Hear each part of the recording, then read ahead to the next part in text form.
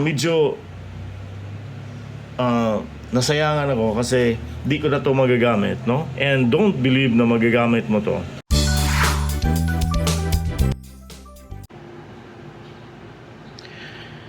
So I bought this replacement glass cover for the Samsung Galaxy Tab A, thinking that it could be useful.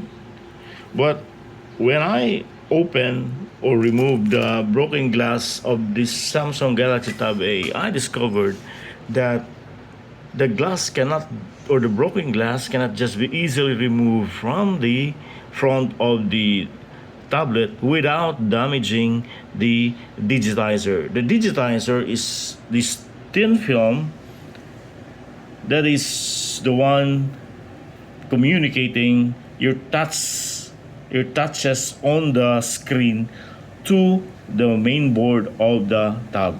So in short, that digitizer is the mechanism for the touch sensors of the tablet on any LCDs or touchpad or touch LCDs.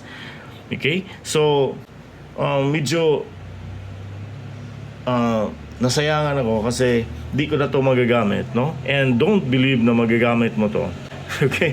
If you happen to see this online, then wala nakalagay na digitizer. Nakalagay na nun is outside glass cover or touch screen. Then wala nakalagay na digitizer. Then don't buy it. Yung sign mo na ito ay isang digitizer pag may makita kang terminal. Kasi yung digitizer, it's a thin film. Unlike this na kung titingnan mo, it's really a glass. So makikita mo yung sa kabila, okay? So lusot yung paningin mo. Pero pag may digitizer to siya, may black film, thin film na nakalagay dito sa likod niya. So opaque na siya. Hindi mo makikita ang nasa likod, okay, ng glass. So just like this one, titingnan mo, black yan. Hindi mo makita yung LCD. Ang LCD, ito yung LCD, okay? Walang damage sa LCD nito. But when I try to remove the glass, the broken glass, I can't just remove the broken glass without damaging the thin film. Ito yung thin film. Ito yung digitizer. Then sa loob nito may terminal siya.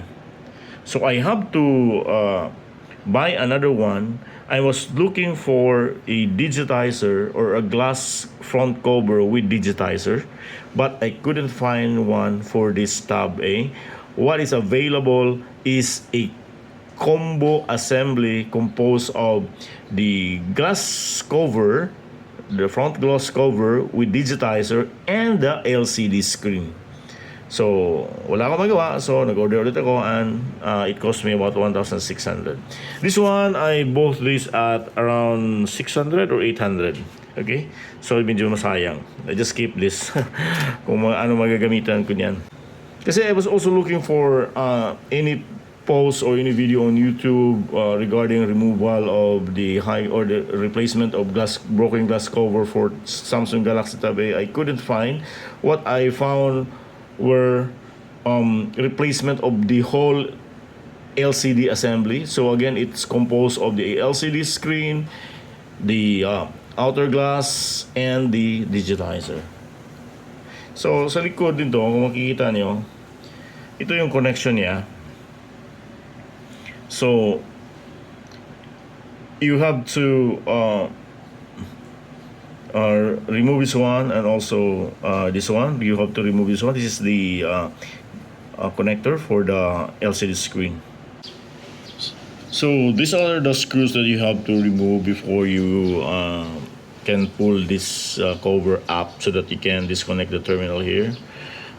You should have removed the screws here, also here, and the three small screws here. Okay, so ganun lang siya. You also need this plastic, this prying tool to at least remove the cover here. So I just finished prying this cover, so I have to just pull this out, and you can see here there's a terminal here, this connector that is for the LCD. So you have just to remove first the insulation here. There's an insulation here. Just remove that. You can just this later, so just put it here. Babalikan mo yan later, magagamit mo yan. Then the terminal, you have just to unlock this one. Okay, kita niyo ba? Okay, then you can just pull out the this connector. Okay, dahan-dahan, huwag masyadong mabigla. Okay, yun. So tatanggalin mo to siya hanggang hihilahin mo lang ito, okay? So ganito siya ang itsura, hihilahin mo lang siya kasi itong adhesive to nakadikit sa ilalim ng battery. So you just pull that out. Don't worry, you will not damage the battery.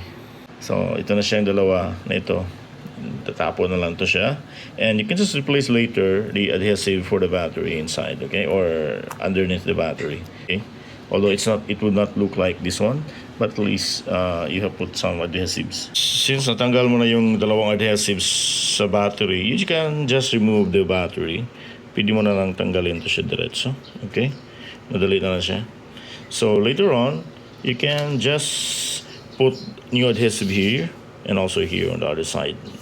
And makikita mo dito ang terminal, this is connected to the LCD screen, and also this one. At ito yung tatanggalin mo. Kasali na yung outer glass at saka digitizer.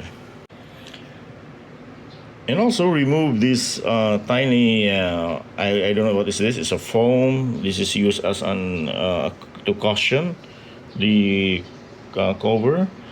Gagamit mo rin yan later. Pwede mo ibabalik yan. So tatanggalin natin ito siya isa-isa. So ginawa ko para madali siyang matanggal yung broken glass, the outer glass, is I just push here, ito siya, yung dalawang dito. I just push it forward, and nakaseparate na siya ngayon from the frame. Then be sure just remove na to kasi nakastick to siya kanina dito yung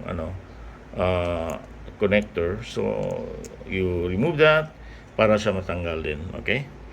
May slot dyan para diyan dadaan yung terminal, yung flex cable, okay? So ikita nyo, tanggal ko na. So ito na yung assembly ng LCD screen. So makikita nyo dyan, there the LCD connector and the digitizer connector. Then ito, tatanggalin mo to. Sinabi ko kanina na you have to remove this one because magagamit mo to later on when you replace the LCD assembly. Tatanggalin lang natin to. Magagamit natin to siya, okay? Okay, lagyan na natin dito. Pang caution lang siya actually. Kasi wala to sa sa replacement na assembly, parang wala siya. So better get this one and use that later. So the next thing to do is to clean the frame. Meron pa natitira dyan ng mga broken glasses, so may mga remnants dyan. So dapat linisin mo lahat para malinis na malinis when you put back or replace the new LCD assembly. So ito na yung sasabi ko. Nakadikit yung film on the glass. So hindi mo talaga siya ma-separate, or you cannot really replace the glass alone because digitizer is on it. Nakadikit. Hindi mo talaga matatanggal yan. So walang choice but replace a glass with digitizer or the whole assembly, which include this LCD. The replacement LCD assembly is now ready, but we have first to test the replacement if it is working, since it will void the warranty if we will assemble it and found out later that it's not functioning. We can do this by assembling the LCD without putting adhesives. The flex connectors on the replacement LCD assembly are secured by masking tapes.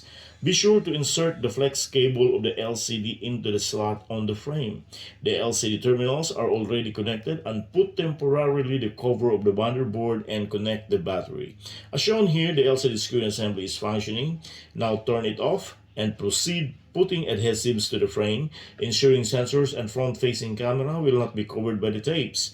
Put some glue on corners and sides. The glue should be all over the sides of the frame so that it will hold firmly the LCD assembly. But here I only put glue on portions of the sides of the frame, which was a mistake. The portion of the LCD assembly that has no glue were not completely attached to the frame, so I had to inject glue on those parts after finish assembling. Finally, the LCD connectors are back. The cushion pods are also back.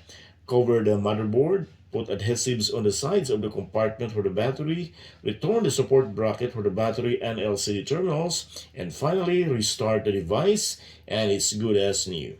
If you do love this video, please like and subscribe to this channel for more reviews and tutorials like this. Daghang salamat. Ako si Jun Tariman. High Tech Tabay.